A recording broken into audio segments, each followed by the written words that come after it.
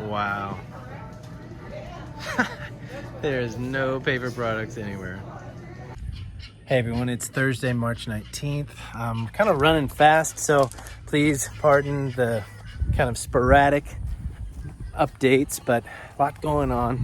I'm just getting back to the farm after being in town. I experienced what it's like to go to the grocery store. Check that out. Decided to brave Winn, Dixie. Hold your breath. So you guys are cleaning every cart that's off? Yes.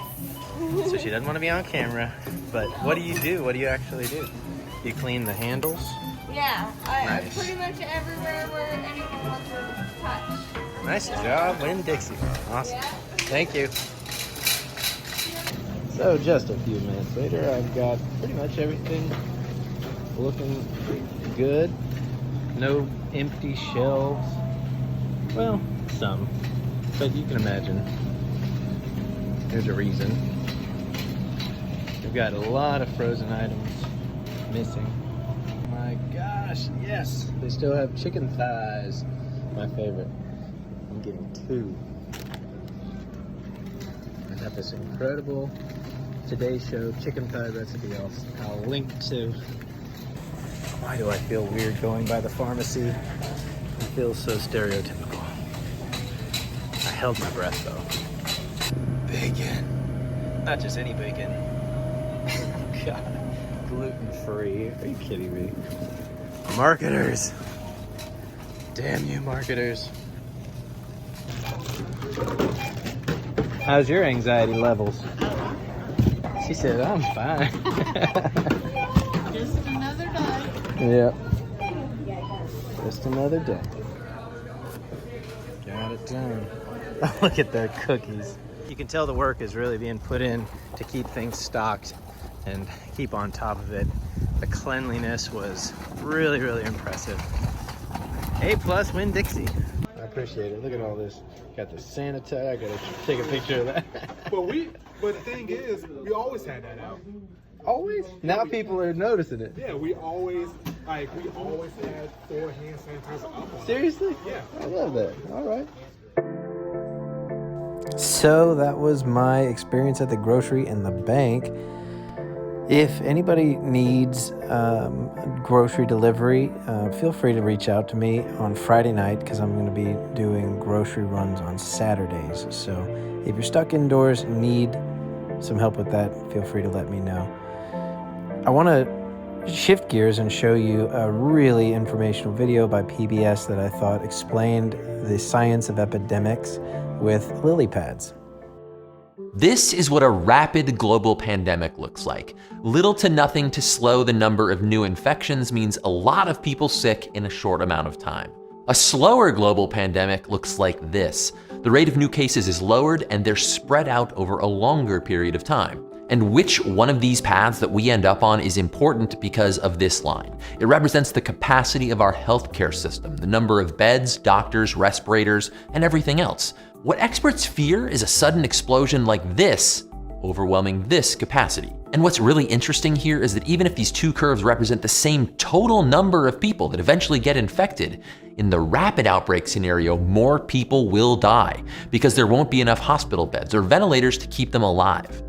This is a strange idea, that even if the same number of people eventually get sick in the end, even without a vaccine or a cure, taking drastic action before we see things get bad, that will save lives all on its own. What we're doing isn't overreacting. It's exactly what the science of epidemics tells us will work. And that's counterintuitive, because our intuition doesn't really get exponential growth. Instead of thinking about viruses, let's say you have a pond. And on the pond is a single lily pad. This type of lily pad reproduces once a day. So on day 2, you have 2 lily pads. On day 3, you have 4, etc. If it takes the lily pads 60 days to cover the pond completely, how long will it take for the pond to be covered halfway? The answer is 59 days. The area covered doubles from half to the whole pond on the last day. I bet some of you knew that though, because you're pretty smart. But on what day do the lily pads cover a mere 1% of the pond? Surprisingly, that doesn't happen until day 54. The pond is basically empty until it's very suddenly not empty. We go from covering less than 1% to covering the whole pond in just the final 7 days. This is exponential growth, and it's how pandemics work. We multiply today by some constant to get the value for the next day. The time doesn't have to be days, but that's helpful to use for something like lily pads. Our constant was 2, or COVID-19. Starting in mid-February, we've seen between 1.1 and 1.4 times more cases each day. A number over 1 tells us every day we're seeing more new cases than the day before. You can see the number of total cases starts to add up really fast. Exponential growth can be scary, but obviously this can't go on forever and fill the known universe with viruses for a few reasons. The virus will either infect everybody, like our lilies filling up the pond, or what actually happens is the virus stops finding people to infect, either by running into people who are already sick, or we isolate people who are sick, or thanks to something like a vaccine, spreading resistance in the population. Even if we somehow did nothing else to stop a disease outbreak or pandemic, and the same total number of people get infected in the end, it is so important to slow down how many new cases we see every day, to flatten the curve, and keep a pandemic from overwhelming healthcare. In 1918, in the early days of the worst influenza pandemic in history, the city of Philadelphia ignored warnings and held a parade attended by 200,000 people. 3 days later, every bed in Philadelphia's hospitals was full, and 4,500 people died within a week. At the same time, St. Louis, 2 days after detecting the first cases, closed schools, playgrounds, even churches. Work shifts were changed. Public gatherings of more than 20 people were banned. And this was the result. A tale of two cities. That's why officials are calling for such drastic actions so early on, canceling events and school and everything else, before most of us actually know anyone who's sick. Because with something like this, everything looks fine until it isn't fine. And if we wait until it's our turn to get sick, it's too late.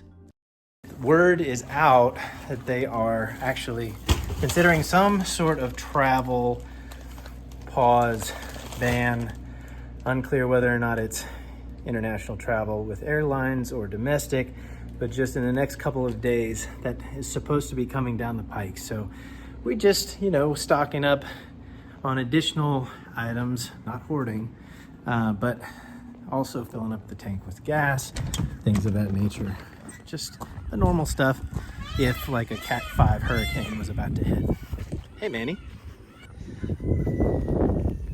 It's oblivious. Are you guys experiencing the kids having a creativity growth spurt right now? I posted about it. Ruby's just been going off the charts with her drawing and her focus on artistry. Matter of fact, I think we should start Pensacola Kids, hashtag Pensacola Kids, and let them show off their projects. Well, thanks for coming along with me today. We learned a lot about lily pads and grocery stores. I'll leave you with a few videos of the natural world. Remind us of our place and all the bigness.